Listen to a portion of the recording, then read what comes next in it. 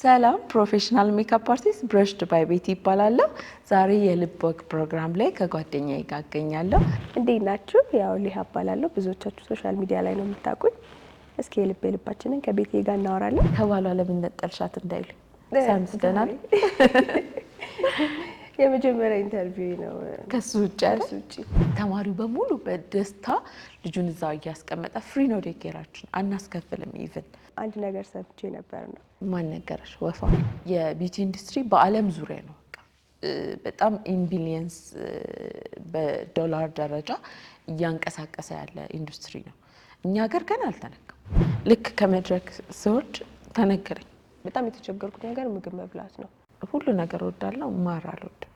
ማር የሚበላ ሰው እንኳን ማየት አልችልም።